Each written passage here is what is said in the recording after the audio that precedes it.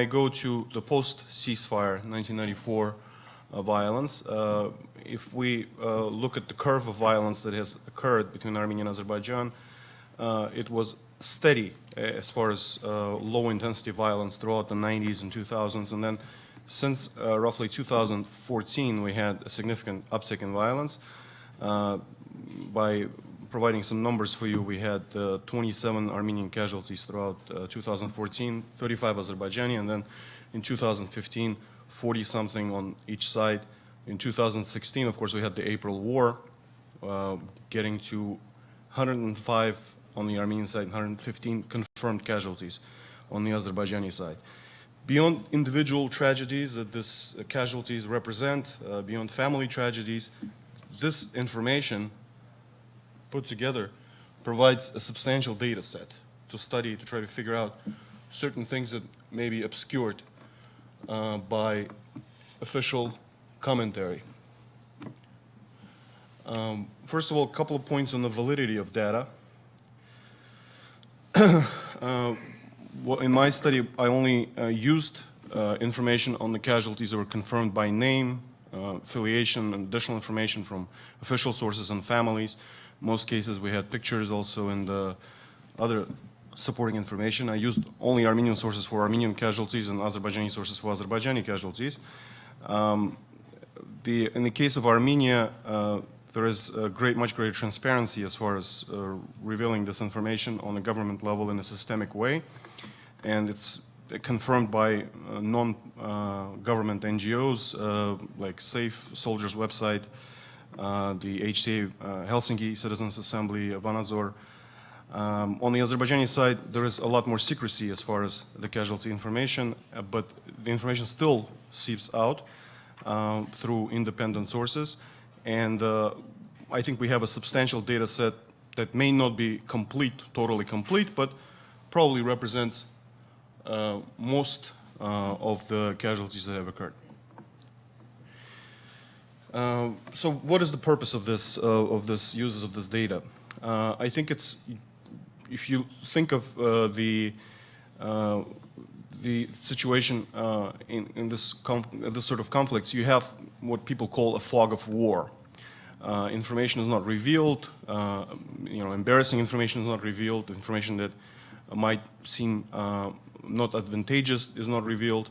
The official narratives diverge substantially, but these cases, individual cases, if you properly identify them, they kind of present the forensic evidence that you can follow, and just like on a crime scene, you follow the blood tracks and the other evidence. In this case too, you follow the individual cases of casualties, where they occurred, and under what circumstance, to try to establish a sequence of events that may not necessarily be part of the official rhetoric on either side. So there's some examples of the official rhetoric you can see there.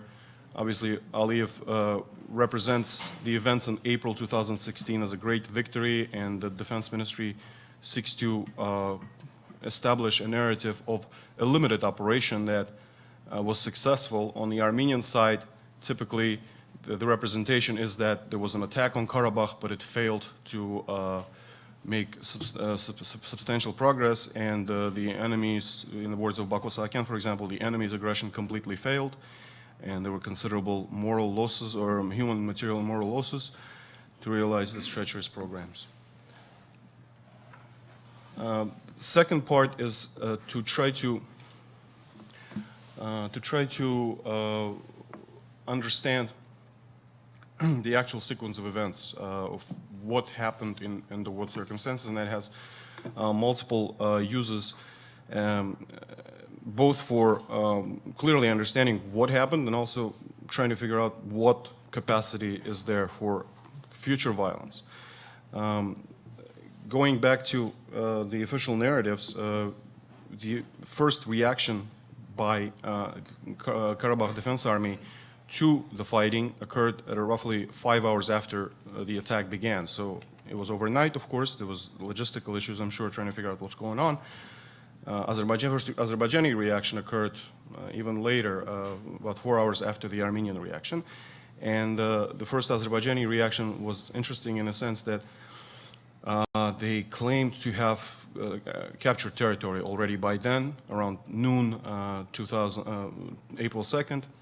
And they specifically identified villages of Talish, Madagis, the ruins of the village of Seysulan, and the Laletepe heights in the south. I will go to a map soon and give you some ideas of where those places are if you don't know.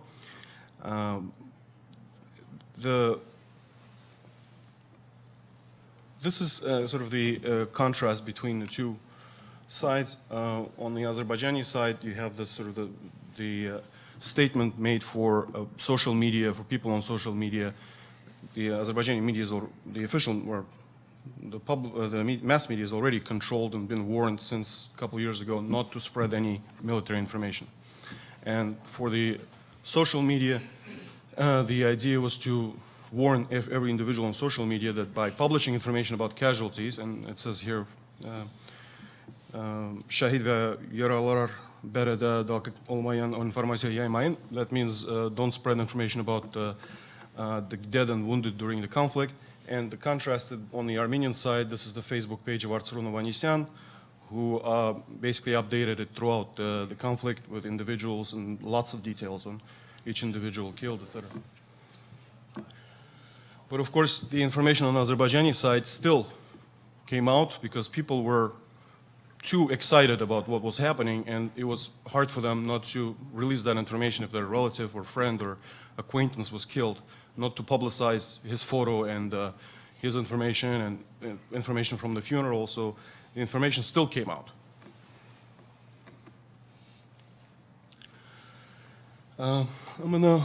So this is the early April violence by day. As you can see, there were 3 individual days of intense violence. People talk about 4-day war, but it was really a 3-day war as far as intensity of casualties. And you can see this is the confirmed casualties on each side.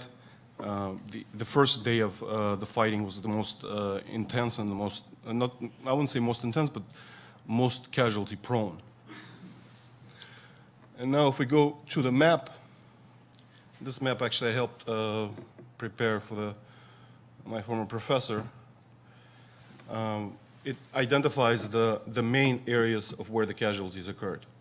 So there were no casualties outside of this area. The main area of casualties in the north, Talish, Madagis, the 83 military of both sides occurred there, and also most of the civilian casualties occurred there.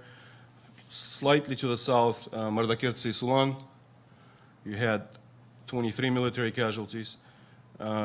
In the area, actually, not Martunia, but Ozorovan, a little bit south of where it's indicated, you had 1 civilian casualty when artillery shelling hit school children on their way to school.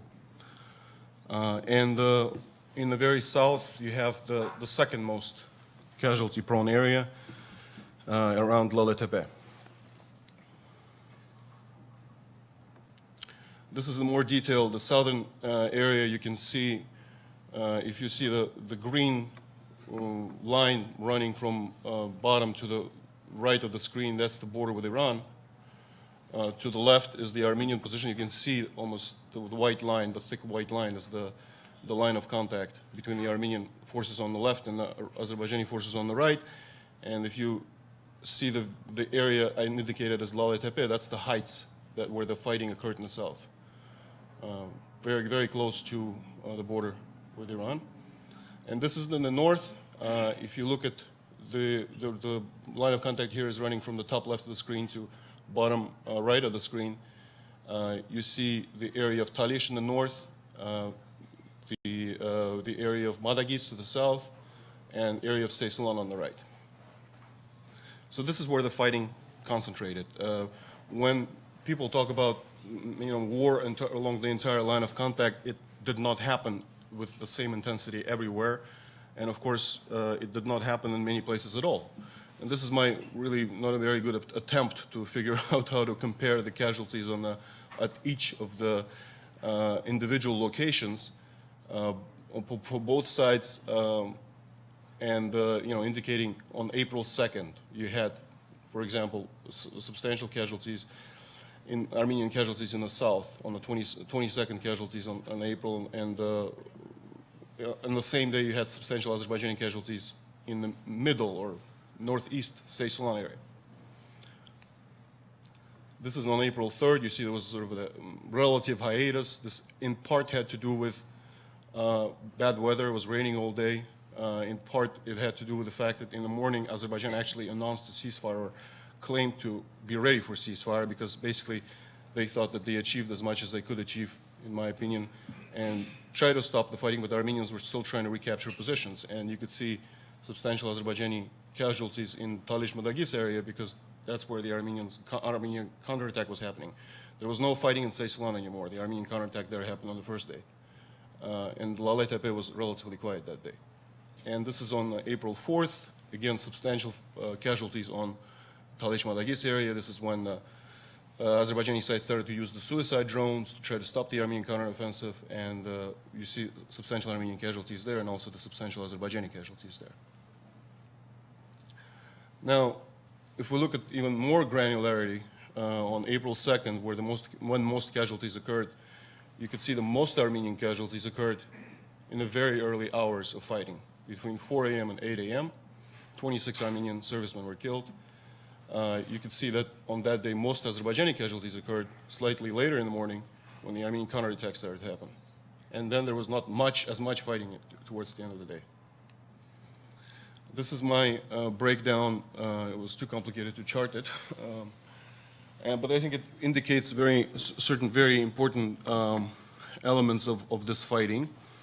First of all, the striking number is the number of the special forces on Azerbaijani side that are confirmed known to have been killed, and relatively few number on Armenian side, and especially the senior officers in the special forces. This reflects the fact that the first wave of attack in the morning of April 2nd and most of the fighting, infantry fighting, was done by special forces.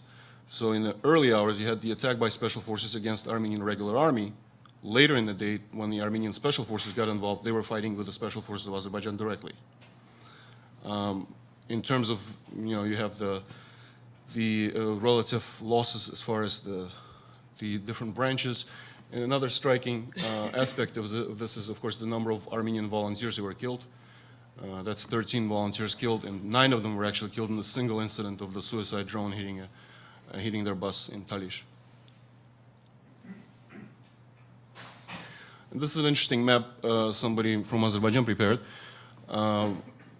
It shows the birthplaces of soldiers killed in the war, in the April War. And you see it's fairly spread out. One area that's sort of missing is Baku. There was no known casualties, Azerbaijani casualties from the city of Baku. And Baku represents roughly 1/4 of Azerbaijan's population. There were some kids mostly conscripts from villages around Baku, but not from Baku, the city of Baku itself. On the Armenian side, the situation is slightly more egalitarian. Yerevan represents a substantial number of the casualties, both among the regular army and the volunteers. The other urban areas are there as well, but you can see a majority is still from rural areas. So this is sort of the social, economic makeup of the casualties. And this is a picture from Talish a few months ago when a memorial was inaugurated for the 9 volunteers from Sisian who were killed in that incident with a suicide drone. You see the 9 swords indicating, representing those 9 deaths. This is somewhat maybe out of ordinary. This is notes of one of the Armenian soldiers killed. He grew up in Russia, and this is an increasing trend you see in the Armenian army. You have quite a few kids coming to serve in the army from Russia. Most of them Armenian citizens who were born in Armenia but went to Russia as kids and went to school, to Russian school, and never learned to write Armenian. So you can see this kid taking notes in his notebook in Armenian but with the Russian letters. And if you read the Russian letters, you might understand it. And this is some of the prominent people who were killed on the Azerbaijani side. On the left is the former chief of intelligence of the Special Forces Command, who graduated from U.S. Army intelligence course at Fort Huachuca. On the right, you have the former brigade commander of the Special Forces, graduate of the Quantico Marine Corps Training Center. Both of them were killed in Talish area. And this is also a reflection of how, as the fighting went on, as the resources already engaged were starting to dissipate, you had additional forces come in. And in this case, you see a funeral of a Azerbaijani Navy Special Forces soldier killed in Talish area already on April 5th. You can see the Navy hats there. And on the Armenian side, of course, you had also the additional forces come in from other areas to engage in fighting. Now, some of my notes from this presentation is that one thing to always keep in mind about violence in Karabakh, in the last several years, there's almost never been random violence. When people talk about accidental events, etc., almost never, there are almost never accidental killings on the line of contact because it's so regimented. The forces there, they're not there as volunteers. Most of them, they're under a chain of command. They only, the snipers are activated at certain periods of time.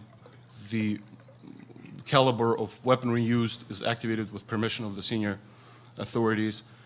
Of course, the efforts to capture territory, as rare they are, need supreme level authority. The total killed in the April war probably does not exceed 200 people on both sides, even though both sides like to exaggerate each other's losses and sort of downplay their own. But it's still substantial. If you look at actual rate of killing that was happening in those 3 days and compare it to the Karabakh War of the early 90s, the 2-day operation to take Shushi cost 52 Armenian fighters. And of course, in this situation, you had almost as many casualties in 2 days without actually achieving objective of that kind of significance.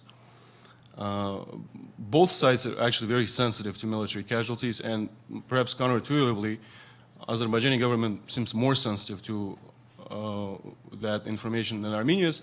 I think it has to do with the narrative that they've established of military superiority of Armenia, and this sense of that they can easily capture Karabakh, but only if the government or the Russians gave them permission or something like that. In this case, you could see, those 3 days, of course, showed that that's not the case, and serious people always realized that wasn't the case. But as far as the public of Azerbaijan or the official narrative on television, so it's been skewed in that way. So that created the sensitivity, and of course, both societies are sensitive to young men dying in the war. And another sort of a military note out of this is that both sides have limited supply of infantry forces capable of conducting offensive operations. The reason this operation was limited, in part, is because of limited resources to be able to engage in offensive operations. Most of both armies are conscript-based. They're not trained for attacking. They're trained for defense, holding position. And they're basically unable to do the work that highly trained infantry does. And like I said, both Armenians and Azerbaijanis have limited supply of that kind of force. And considering the technological advances or technological introduction of security cameras, infrared cameras on the Armenian line of defense, that also makes what has been sort of the main type of warfare that's been going on there for the last several years, Azerbaijani special forces conducting small-scale attack on the Armenian position just to kill some Armenian soldiers and retreat. It's become more difficult, so it probably will lead to different forms of warfare in the future using more standoff weapons or drone systems, etc. And Azerbaijan is actively building the suicide drone fleet to do that. And there's some work on the Armenian side as well. So that's my presentation. Thank you very much. I'd like Emil to elaborate a little more on the drones that were used by the Azerbaijanis. You used the term suicide drone. Why is that? And why were the Armenian side surprised about the use of drones? And what needs to be done so that there will be some defense against drones if there is a repetition of the for the war. Yes, the drone issue, actually, I happened to have written an article just a couple of months before the April War as far as how the introduction of drones changed the dynamics along the line of contact. And you know, the introduction of drones into the theater dates back to roughly after the Russia-Georgia war, 2008, when prior to that, actually, Georgians started to use drones over Abkhazia. In the initial period, both sides, well, Azerbaijan purchased its technology from Israel, and it was primarily reconnaissance drones, so they were just for observation and video. Armenians developed their own with some technological imports from different countries. And those were primarily used for coordination of, you know, taking pictures, taking video, live feed into the artillery systems when artillery systems are used, etc. And writing that article, actually, I think it was published in January of 2016. I mentioned that, you know, most likely it's a matter of time before weaponized or suicide drones become part of the arsenals. And in April 2016, it turned out that they have already become part of the arsenals. And later on, some writers were able to figure out that they were purchased roughly 6 months before the war. The suicide drone, being different from a regular drone, is it carries an explosive device, and it, you know, one-time use type of drone. It's not like what Americans use in Afghanistan, Predator drones, where they fire Hellfire missiles and come back and land. These are actually, they go on and blow themselves up on impact. So there are different sizes, of course. There are smaller ones that, you know, basically can maybe kill a couple of people. The ones that Azerbaijan used in April, they were larger size. They can destroy a vehicle with people inside. In this case, people were killed around or inside the bus. That was taking volunteers to the front line, and there were several other attacks where for example, a building in Madagis was attacked by a drone, army building. There were roughly, I think, a neighborhood of 12 to 14 suicide drones used. Several of them were shut down by anti-aircraft fire. So in the period, again, if we look at the period of introduction of the drone into the fighting, it happened roughly around 4, 5, 6 a.m. on April 4th, so 2 days into the fighting.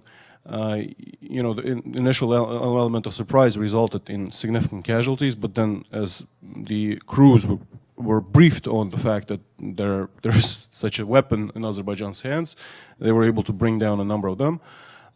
So into the future, the concern is that there will be more of them, so they'll be, you know, used in sort of swarms in a saturated way, and this is when it's difficult to take them all down.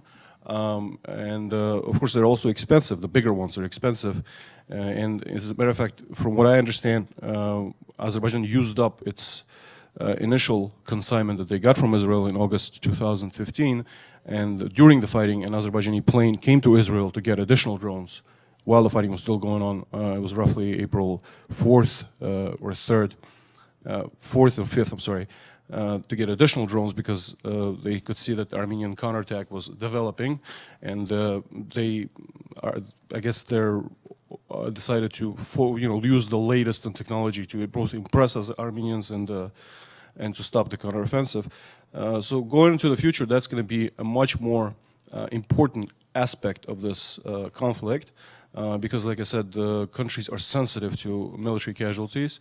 Countries have finite resources of infantry that can conduct offensive operations, and technology is getting more accessible, more cheap, relatively cheap, and both Armenia and Azerbaijan are developing it. Azerbaijan is ahead technologically because they're paying Israel to do it for them. And my understanding, Israeli advisors actually participated in the war operating those systems because considering the period of time between those systems becoming available on the market and the time that they got into Azerbaijan is fairly brief. I don't think there was a learning curve was there for Azerbaijanis themselves to be able to fully operate them. Thank you.